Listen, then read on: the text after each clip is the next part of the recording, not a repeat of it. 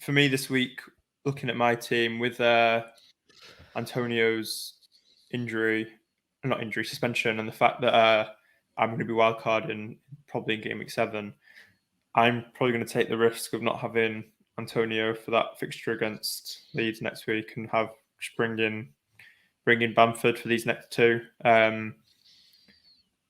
He kind of was running in behind quite a bit against Liverpool. Like Gary Neville said on comms in that game that he was making great runs.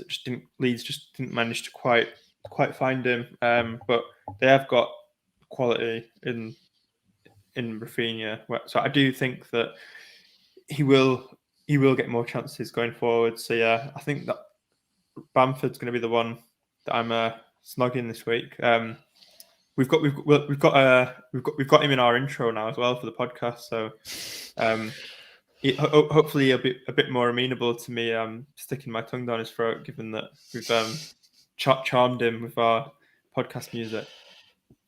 Neville does have previous on that, because I think there's a Torres first game against Spurs. He was bigging him up then, saying he was making all the runs, and I think it was 2 games later he hit that 18-point haul. So yeah, he does have previous. So maybe hopefully it'll be right, and hopefully you'll be right to stick your tongue down Bamford's throat. Next, Murray. I think everyone who plays FPL will be marrying this guy. Yeah, he just the reason I went for him over like Ronaldo or someone like that. I think people who got Ronaldo aren't really considering getting rid, but there's always a discussion around Trent. Is it worth the money? Like a lot of people might be looking to Trent to save money to get in Ronaldo or Lukaku, but the value that he offers for the points he's getting, it's just remarkable. And 20 chances created so far, which I think is 7 more than any other player in any position. It's just he's just a chance machine, really, and he's not even scored. He's not scored a free kick yet. Like that'll happen at some point. So I think we've not even seen everything that he can do yet. So he's an absolute hold. When I wildcard, I'll be holding. I won't be surprised if he's in my team for every single week of the season. I think Trent. Probably next 5 seasons, never mind just this year. It'd be interesting to see his price next year if he keeps this up, because he's gonna be of a staggering haul, isn't it? Avoid one of the Leeds boys.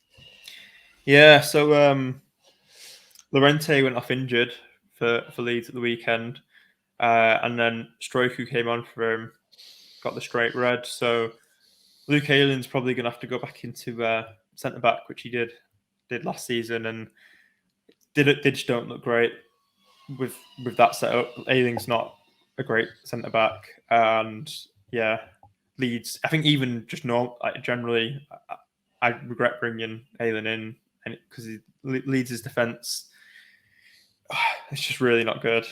It's just really bad, isn't it? I know, against Liverpool, it looks particularly bad, but maybe they will turn it around in the better fixtures. I just think there's so many better options.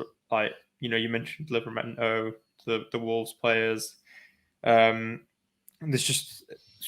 just no real need to look to Leeds for and hope and pray that they can turn it around defensively. There's so many better options, so that's why Ayling is my avoid this week. Did you see his chance at the weekend where he tried to? It came in. Yeah. He tried to ping it in off his knee. He could have just gone for a diving header. It was funny that. But yeah, sorry, Luke. Back of the queue this week. At the risk of tempting fate at a 0-0 on the Friday game, Newcastle v Leeds, I think it's got the makings for like a 5-5, 6-6, hasn't it? No doubt it'll be a poor draw now, but yeah, I think Newcastle got the worst defence in the league, and I think Leeds are too far behind them, and also they've got this centre-back crisis now, so hopefully there's goals if you've got attackers in those positions.